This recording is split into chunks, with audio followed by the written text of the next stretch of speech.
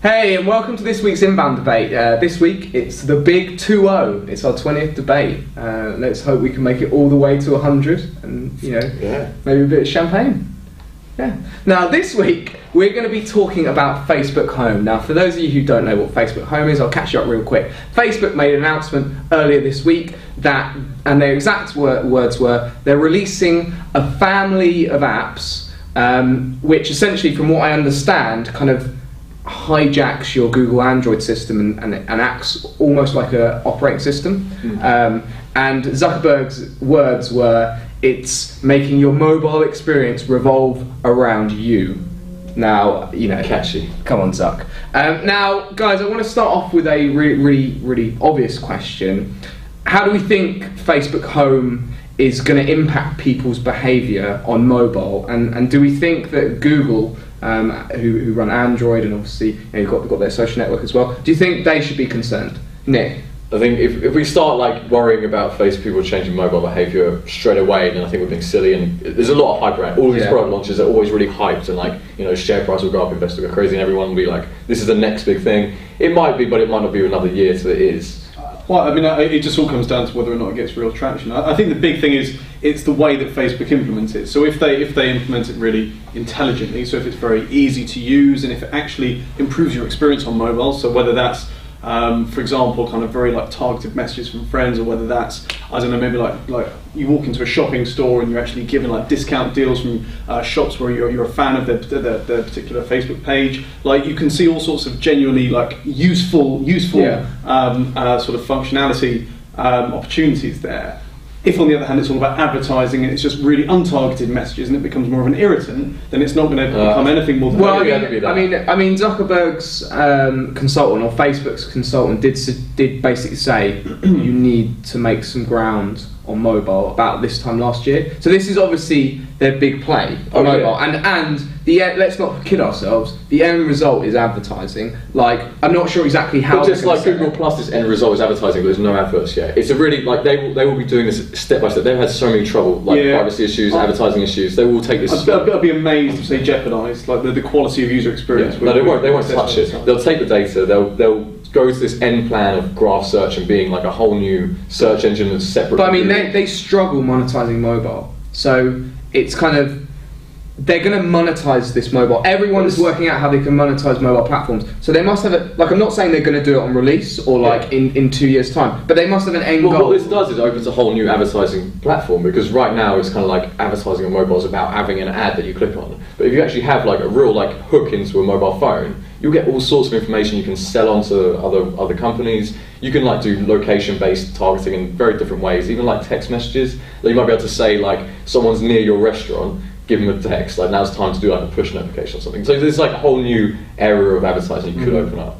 Now, who do we think is winning the war on mobile? Do we think it's Google or do we think it's Facebook? Dan?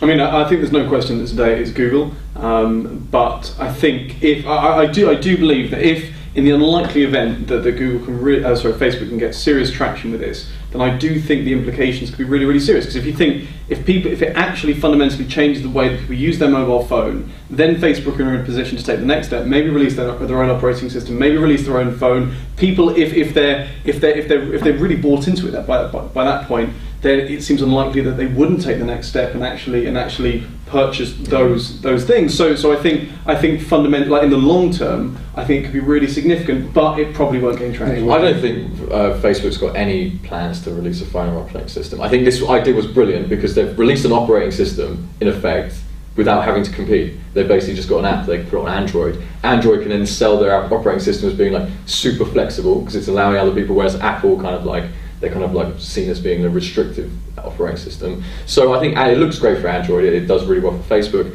and obviously Google's winning now, they make the most money. I don't see them not making the most money on it. I think Google's definitely winning now.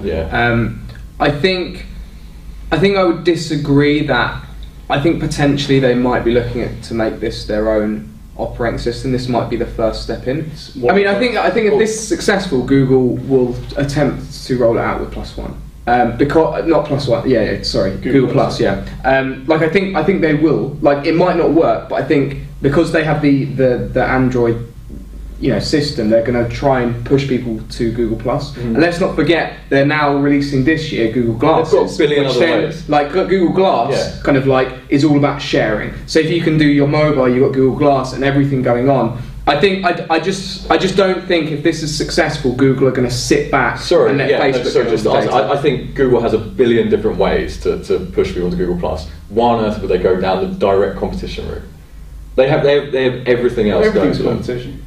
No, they don't compete on search really. They don't compete on like local business listings and Gmail. They don't compete on a bunch of different apps, which they just push people. Well, they do. They have like create a whole new operating system. But ultimately, Google Plus is a social thing, and therefore it means that they at some point they come into conflict. You're not going to get Facebook. both. Yeah. Now, do you guys have any kind of concerns about this new Facebook Home? With like privacy or like anything else?